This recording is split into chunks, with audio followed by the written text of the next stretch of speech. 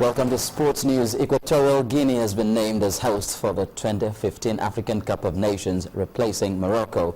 The country will now take sole responsibility for holding the 16-team event, despite having only two major stadia in the capital Malabo and Bata.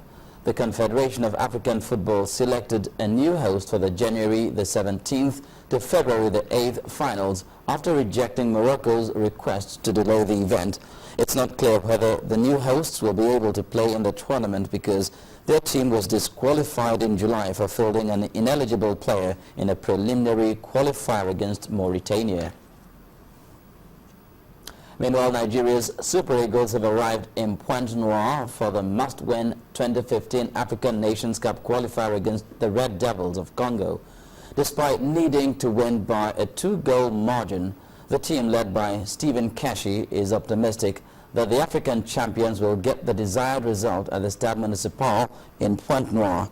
The head coach has dismissed reports of players suffering injuries, insisting that the team is 100% fit at the moment. He confirmed that skipper Vincent Enyama had a slight shoulder strain, but he's in perfect shape now. The game will be played by 3:30 p.m. Nigerian time.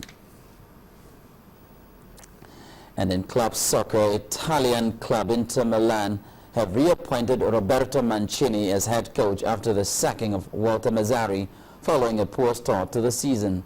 Mazzarri, who took over from Andrea Stramaccioni in May 2013, had come under pressure after a string of poor results that left Inter ninth in the table, 12 points behind leaders Juventus.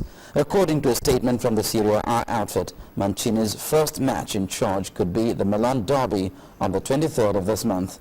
Mancini won 3 league titles and 2 Italian Cups with Inter in his previous stint in charge between 2004 and 2008 before moving to England's Manchester City. The 49-year-old left Galatasaray at the end of last season. And in tennis, Serbia's Novak Djokovic has beaten Tomas Berdych to reach the last 4 at the ATP World Tour Finals and secure the year-end #1 ranking. Djokovic swept past Berdych 6-2, 6-2 to extend his unbeaten run indoors to 13 matches stretching back to 2012. The world #1 tops Group A in London with 3 wins and will play Japan's Kei Nishikori in the semi-finals tomorrow. Berdych could yet qualify for the semi-finals with Stan Wawrinka to play Marin Cilic.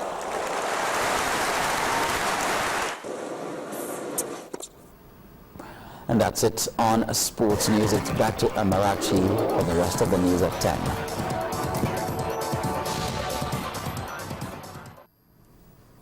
Thanks a lot, Charles. On the foreign scene, the Iraqi government has recorded a major victory against Islamic State's militants fighting for control in the country.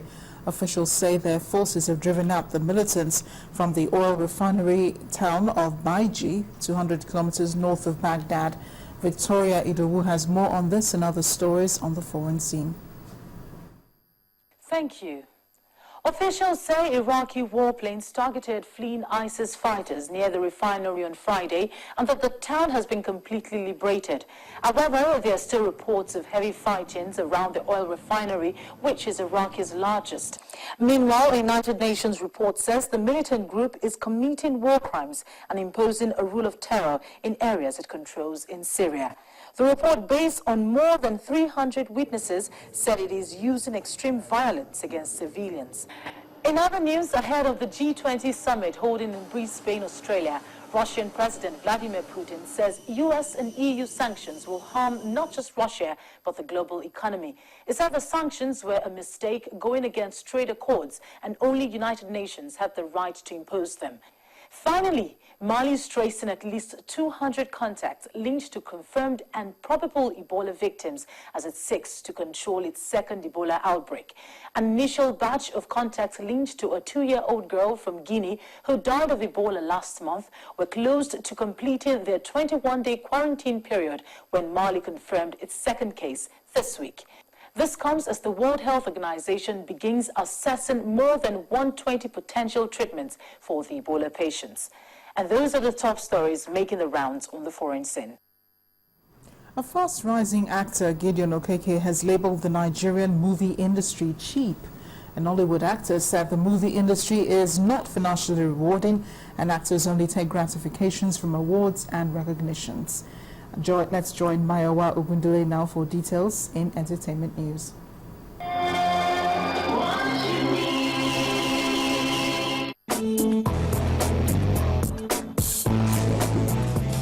Here are the trending entertainment stories for today.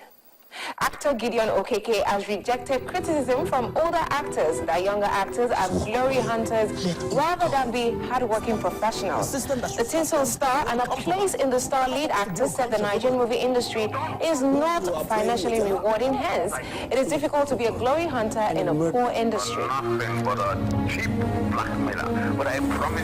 We don't earn top dollar in this industry.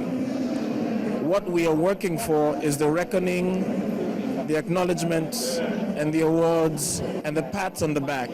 We don't earn top dollar. So I don't see where, we're working because we love what we're doing.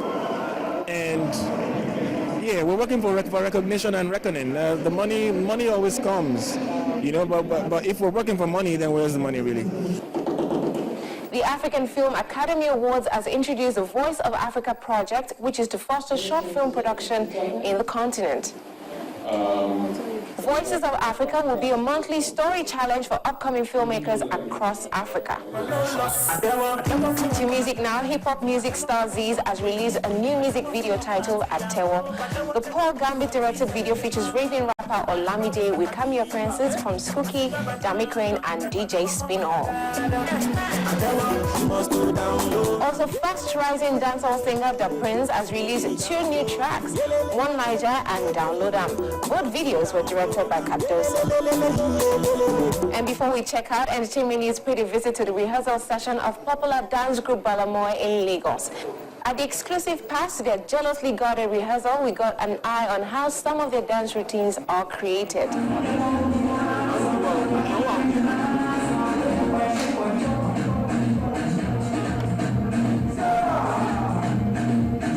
That's all for tonight. Let's get back to the main news.